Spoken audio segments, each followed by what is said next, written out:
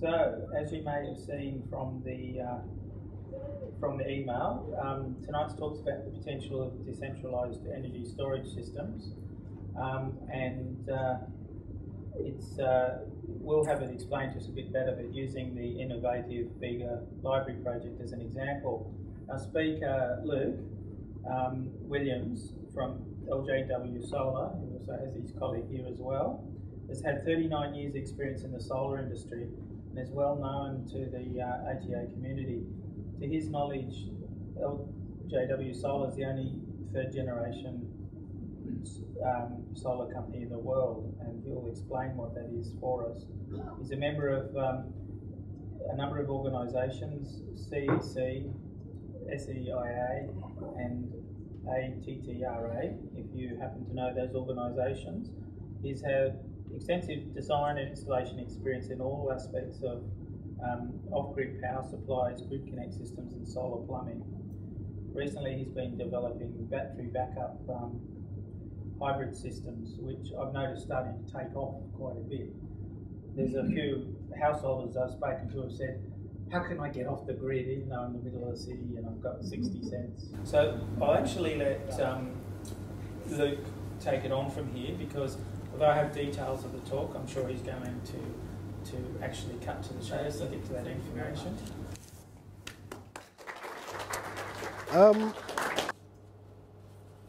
Thanks for inviting me here. My interaction with the ATA goes back probably 15 or 17 odd years, and I used to do talks out at the University of Western Sydney, and the ATA regularly used to visit my place to look at solar panels and look at batteries, etc., etc. Is there anybody in the room that has been out to my place? There's actually 6 tracking systems up there. That's an early photo, but that's what it looks like now. It's changed quite dramatically.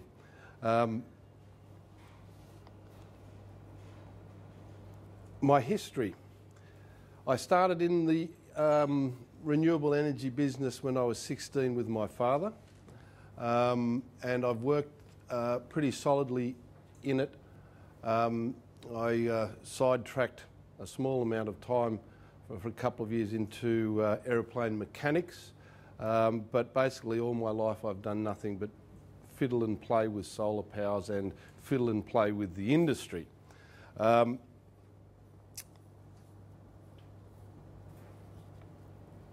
I live off-grid, obviously, and let me tell you, it's been a hard run. It's been a roller coaster ride from the beginning to the end, with both the political and technological changes or technical changes with the equipment from where it was 30 years ago to where it is now. Specifically, the method with which it's been kicked around politically, it's been a very, very hard business to stay in. I've been involved in most aspects of renewables. I'm basically more technically orientated. As you can see, I'm not a terribly good speaker. I do a lot of R&D. I've been involved in the political side of things. I've done solar water pumping and still do solar water pumping. And we're about to be the only company in Australia that will actually be able to test solar panels. In other words, I'm building a solar, what I call a lighthouse. Now, there's reason for that, and the reason is that people go across to China, which is where most of them are made, and most of them have $50 or $100 million in their pockets. They have absolutely no technical idea at all about what they're buying, and they say, I'll have that one because it's red or it's black. So the technical knowledge on the product is really, really slim, and customers are not getting what they're paid for. So pretty soon I'll be actually able to test solar panels. The specifications on solar panels are all rated for 25 degrees C in Europe. and they're running cell temperatures of around about 43 with their specifications. I also have a shop in Dubbo. Now, when you go across the Great Divide, you get cell temperatures, or you get obviously higher ambient temperatures, and we're getting temperatures of 80 and 87 degrees, which, if you're familiar with solar panels, you know there's a thing called a temperature coefficient. So therefore, they're just not getting what they're being promised.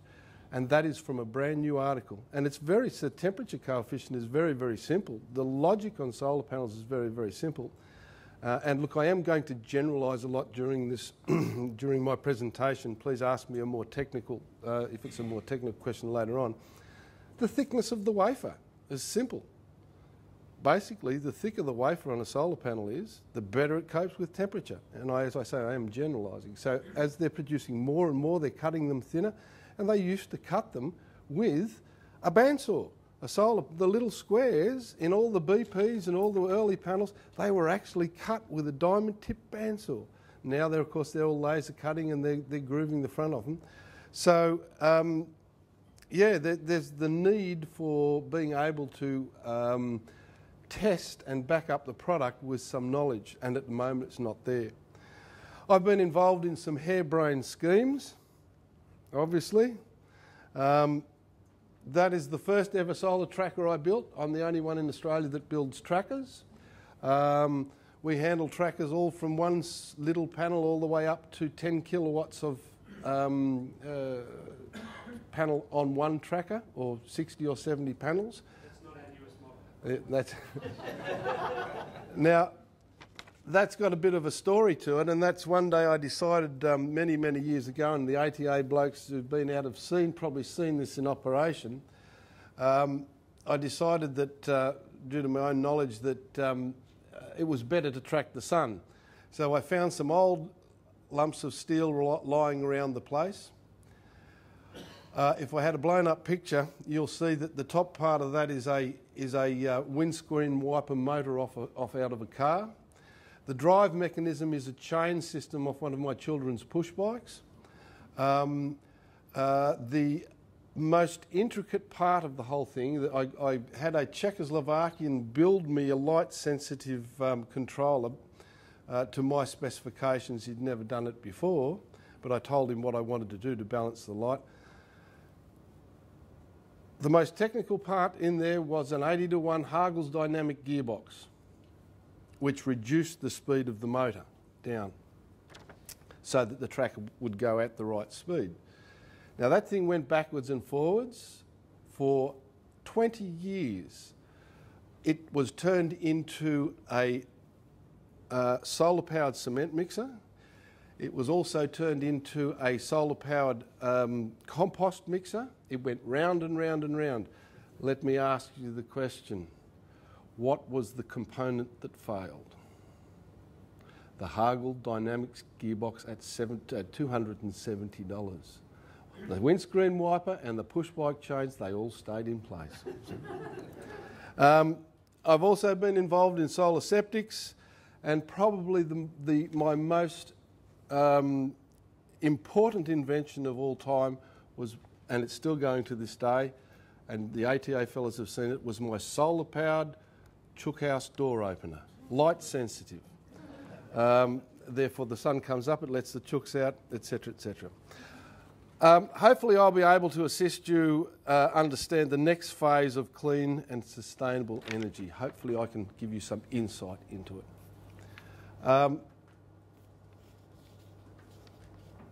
Potential of decentralised energy storage systems.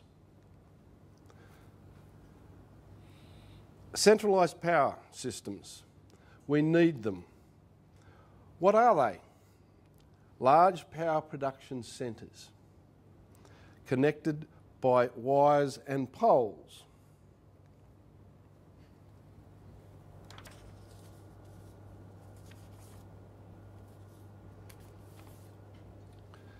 Problems with the grid. Age and efficiency, greenhouse gas production, ageing and need for upgrades. Sorry, that was put in by Stuart. So that was a little bit of a dramatic photo, I would suggest. Line losses. I do, obviously, because I've got a shop out in Dubbo. We do a lot of work in areas besides our off-grid, which is really it's my passion more than anything else. Is off-grid work. We do lots of grid work and lots of pumps and try and work out problems with the grid once you get out the other side of the mountains. Now, if you look at the line losses that occur in the lines getting the power to places like Burke, it's absolutely phenomenal. The amount of electricity that is lost from production to get it out. I think, and if there's some, if there's anybody who's works for the utilities here, I think they're still on two-phase power all the way to Burke. So problems with the grid. It's fantastic, but geez, I tell you what, it's getting old and there's problems with it. And generally the cost of operation. Renewables have changed the model. Homeowners have put their own small power stations on. In roughly 3 years, that's 2010 to 2013, there are nearly 1 million systems installed. I think the exact amount is about 870,000. And it's over 7% of power. The reason for the uptake, one of the reasons is self-interest, money. A few do it for idealism these days. All of my customers used to be idealistic people. Actually, I met one the other day, which is really strange, an idealistic person who was doing it for the right reason. 20 years ago, everybody was. Now it makes economic sense, but in the future, cost will make it essential. Another reason for the uptake may be the 2020 goal, policy implementation, RECs, tariffs, rebates, all of those sort of giveaways, etc., have been a major influence on it. In 2007, solar panels were up to 2007, solar panels were $12 a watt. If you went and bought a BP 80 watt panel or a BP 160, they were $12 a watt. They're now $1 a watt. So basically, in 5 or 6 years, they've gone to 1 or 10% of what they were. Now, this makes you look really bad if you're in the industry, because what you have is you have a whole lot of people from the ATA who follow what you do, and they're idealistic, and they're trying to do the right thing. So what they do is after a year or two of it coming into being fashionable, they say, put one on my house. So you do a really good job, and you do it for them for nothing, because they're your friends, your aunties, your uncles. But 3 months later, the price halves of the product, so they think you're a mug. So, as I say, it's a hard business to be in.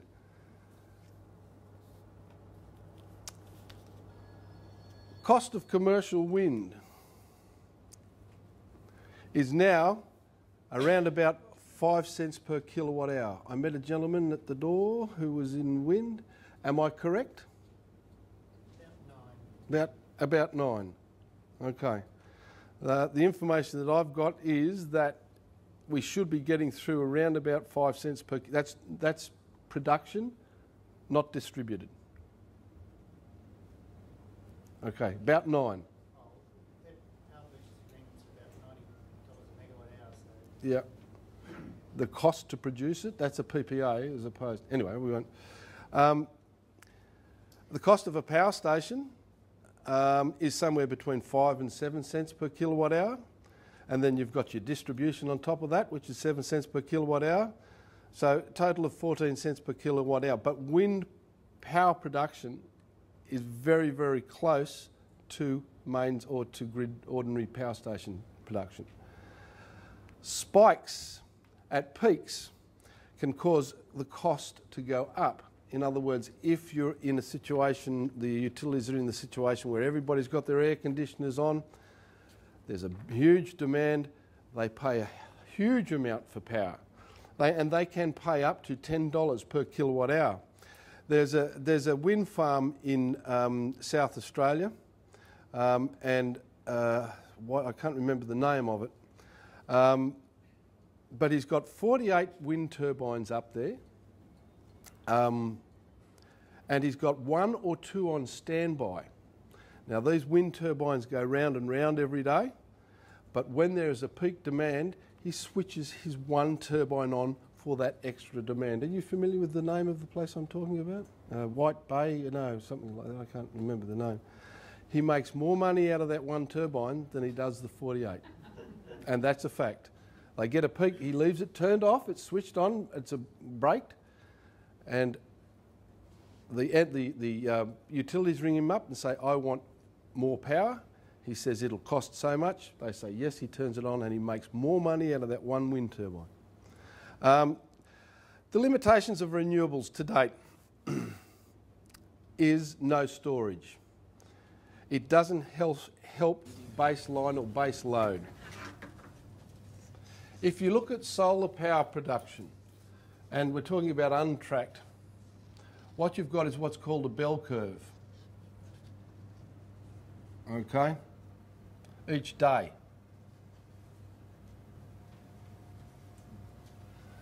You look at wind power production, and this depends totally on where it is, but again, it can spike. If you site it in the right place, it'll stay there, but over a month period. In other words, it's not sustainable, it's not there all the time. You look at base load, and it's through there. So what you have is you have a situation where you don't need solar power sometimes, and sometimes you do need solar power. It doesn't help baseline power. That is the big problem. Electricity is like water. It flows to its nearest outlet or point of least resistance. If you have a house in a street, and you've got all these houses along here. 1, 2, 3. Now this house has a solar power system on it. The power will flow out of there and go to its nearest point. So therefore, distribution of that electricity is far more simple. In the case of large solar systems out in Mudgee, etc., they will feed the town. They won't leave. What will happen is that, in other words, they won't punch electricity from Mudgee to Bathurst if there's a load in Mudgee. The electricity will go to Mudgee. If there is an excess, it will go along the line until it gets to the next point.